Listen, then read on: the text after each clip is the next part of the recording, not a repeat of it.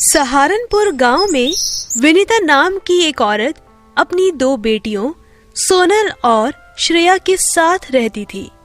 विनीता गांव के जमींदार राकेश के घर मालिन का काम करती थी। विनीता बहुत मन लगाकर बगीचे की देखभाल किया करती थी, जिस वजह से राकेश के बगीचे में रंग बिरंगे फूल खिलते थे। एक दिन राकेश विनीता को आवाज लगाते हुए कहता है, विनीता, अरे ओ विनीता, कहाँ हो? जल्दी यहाँ आओ। मालिक की आवाज सुनकर विनीता भागी भागी वहाँ आती है। जी मालिक। ये बताओ, ये गुलाब के फूल ऐसे मुरझाए हुए क्यों हैं? ये तुम कैसी देखभाल कर रही हो बगीचे की? तुम्हें पता है ना, मुझे अपना बगीचा कितना प्यारा है। मेरे बगीचे में फूल मुरझाए ये मुझे पसंद नहीं है। जानती हूँ मालिक, लेकिन सालों साल इस बगीचे के फूल खिले खिले तो नहीं रह सकते ना। फूलों का खिलना और मुरझाना ये प्रकृति का नियम है। ये तो भगवान के हाथ में है। जब सब कुछ भगवान के हाथ में है तो तू क्या यहाँ मुफ्त में पगार लेती है? चल जा यहाँ से। कल से तुझे काम पर आने की कोई जरूरत नहीं है। मालिक, मुझ गरीब के साथ ऐसा तो मत करो। मेरी 2 बेटियां हैं, वो बड़ी आस लगाकर बैठी होंगी कि मुझे पगार मिलेगा तो घर में खाना बनेगा। एक बार में बात समझ नहीं आती क्या? जा यहाँ से।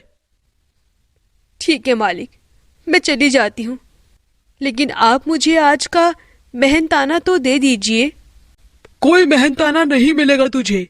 चुपचाप जाती है या चौकीदार को बुलाऊं?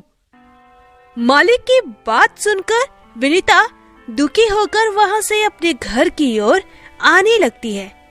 तभी उसे रास्ते में एक हरा भरा पौधा दिखाई देता है। अरे, न जाने किसने इस पौधे को उखाड़ फेंका है। इस पौधे में तो अभी पूरी जान बाकी है। मैं एक काम करती हूँ, मैं इस पौधे को घर ले जाकर आंगन में लगा दूंगी। विनीता उस पौधे को लाकर अपने आंगन में लगा देती है और उसमें पानी डालती है। कुछ ही दिनों के बाद वो पौधा बड़ा होने लगता है। ये देखकर विनीता की दोनों बेटियां सोनल और श्रेया कहती है, अरे सोनल, ये देख, माँ का लगाया हुआ पौधा कैसे खड़ा हो गया है। अब देखना, बहुत जल्दी ये पेड़ हमें मीठे मीठे फल देगा। फिर हम इन फलों को बेचेंगे, जिससे हमारी गरीबी मिट जाएगी और माँ को भी इतनी मेहनत नहीं करनी पड़ेगी। अपनी बेटियों की आंखों में अमीरी के सपने देखकर विनीता टूटे मन से कहती है, हे भगवान, लानत है मुझ गरीब माँ पर। कितने दिन हो गए घर में चूल्हा नहीं जला। मालिक ने मुझे काम पर से निकाल दिया। उसके बाद लोगों के घरों में जैसे तैसे झाड़ू पोछा करके काम मिला। उससे भी मेरे घर का गुजारा भी ठीक से नहीं हो पा रहा है। मुझे तो कहीं डूब मर जाना चाहिए। विनीता ये सब सोच सोच कर हर रोज घुटती रहती थी, जिस वजह से विनीता की तबीयत बहुत खराब हो जाती है और वो इस दुनिया को अलविदा कहकर चली जाती है। दोनों बहनों के माथे से माँ का साया हट जाता है और दोनों बहनें अनाथ हो जाती है। कहते हैं ना, किसी के चले जाने से कहाँ किसी का जीवन रुकता है। दोनों बहनें कभी गांव वालों से भीख मांगकर अपना पेट भर लेती थी, तो कभी मंदिर की सीढ़ियों पर बैठकर भीख मांगकर गुजारा करती थी। ऐसे ही दोनों बहनें एक दिन मंदिर की सीढ़ियों पर बैठे भीख मांग रहे थे, लेकिन रोजाना दोनों बहनों को इस तरह भीख देते देते लोग थक जाते हैं। अब लोग उन दोनों बहनों को इग्नोर करने लगे थे, जिस वजह से सोनल भूख के मारे रोने लगती है। चुप हो जाओ सोनल, रो मत। दीदी, हम कब तक इस तरह भीख मांगकर अपना गुजारा करेंगे? ऐसी जिंदगी मुझे नहीं जीनी है। इससे अच्छा तो ये है कि हम मर जाएं। ऐसा मत बोल मेरी बहन, एक न एक दिन सब कुछ ठीक हो जाएगा। ऐसे ही दिन बीतते थे। वो दोनों बहनें रोजाना अपने आंगन में लगे पेड़ को पानी देती थी और उससे बातें करती थी और लोगों से भीख मांगकर गुजारा चलाती थी। ऐसे ही 10 साल बीत जाते हैं। उनका पेड़ बहुत बड़ा हो जाता है। 10 साल बाद दोनों बहनें बड़ी हो जाती हैं। एक दिन श्रेया आंगन में उदास बैठी थी। श्रेया को देखकर सोनल कहती है, क्या हुआ दीदी, आप इस तरह इस पेड़ के पास क्यों खड़ी हैं?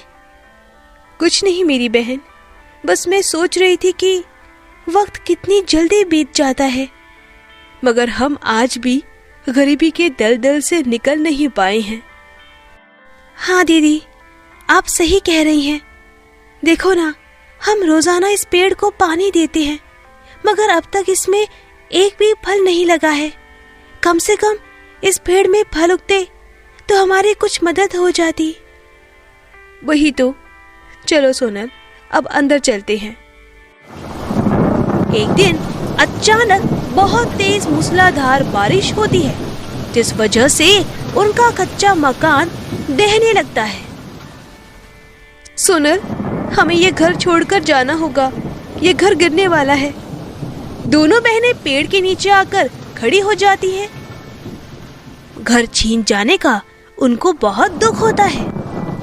क्या बिगाड़ा था हम अनाथ बहनों ने भगवान जी, जो आपने हमसे हमारा घर भी छीन लिया। हाँ दीदी, हम कहाँ रहेंगे अब?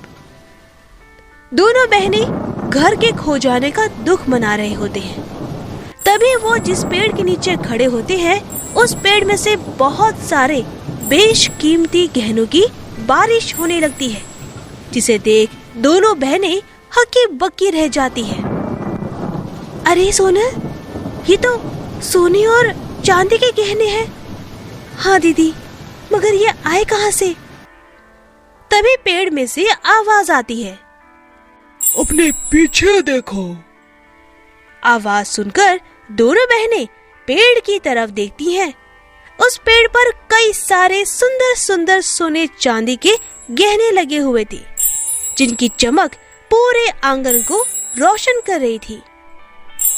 अरे, ये कैसा जादू है? पेड़ पर तो फल सब्जियां उगते हैं, मगर इस पेड़ पर तो गहने लगे हुए हैं।